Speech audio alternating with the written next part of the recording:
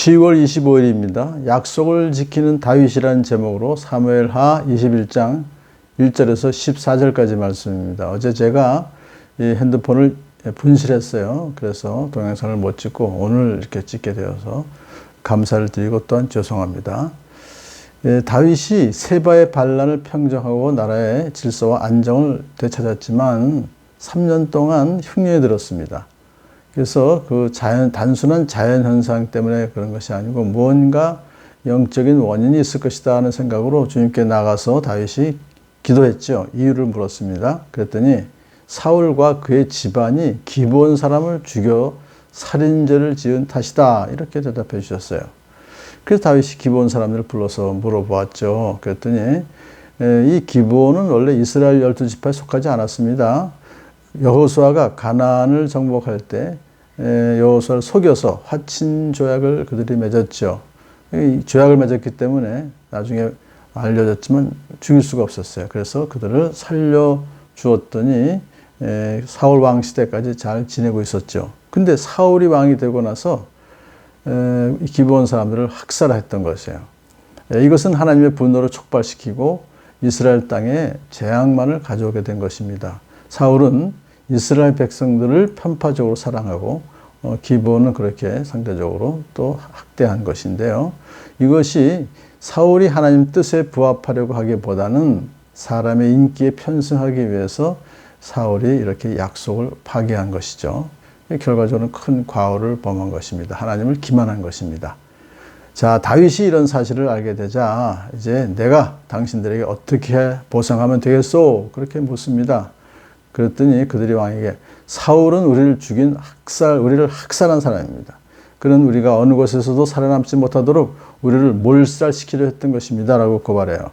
그러면 그래서 그의 자손 가운데서 남자 7명을 우리에게 넘겨주시길 바랍니다. 그렇게 해주시면 사울이 살던 기브아에서 우리가 주님 앞에서 그들을 나무에 매달겠습니다. 라고 제안합니다. 이 주님 앞에서 그들을 나무에 매달겠다는 그 이유는 사울이 기브온 사람을 죽인 것은 사사로운 그런 것이 아니라 하나님께서 여호수아와 맺은 언약을 파기한 것이기 때문에 하나님 앞에서 죄를 지은 것이기 때문에 그래서 주님 앞에서 그들을 죽이겠습니다. 라는 뜻입니다. 사실 이 기브온 사람들은 여호수아와 계약을 맺은 후에 주님의 제단을 위해서 물 깃고 기타 허드레일을 하면서 수종 들고 있었던 아주 신실하고 거룩한 하나님의 백성이 된 자들입니다. 그래서 그들을 죽인 것은 명백히 잘못한 일이었었어요. 자, 다윗은 그들의 요청을 수락합니다. 내가 그들을 넘겨주겠소. 그러나 다윗은 요나단과 그들 사이에 계시는 주님 앞에서 맹세한 일, 약속을 생각하여서 요나단의 아들인 무비보셋은 아껴서 빼놓았어요. 왜냐하면 역시 그것도 다윗은 요나단과 그 언약한 것을 기억해서 그 아들 무비보셋은 죽이지 않은 것이죠. 그리고서 다른 사울의 후손 가운데서 다른 아들 7명을 기브온 손에 넘겨주었습니다. 이 조치는 하나님의 심판의 의미가 있었고요. 그 7명의 그 희생은 하나님께서 진노를 거두시기 위한 희생 제물이 된 것으로 우리는 이해할 수 있습니다. 자, 다윗은 기브온 사람들에게는 공의를 베풀고 요나단에게는 약속을 지키는 신실함을 보였으며 또 하나님 앞에서 맹세한 그 여호수아와 그 언약을 지키는 조치를 내렸던 것이죠. 그래서 기브온 사람이 주님 앞에서 그들을 산에 있는 나무에 매달아 놓으니까 다 죽었죠. 7명이. 그들이 처형을 받은 것은 보리를 거두기 시작할 때였다 그래요. 이때는 비가 오지 않는 건기였기 때문에 그것을 밝힌 것으로 봅니다.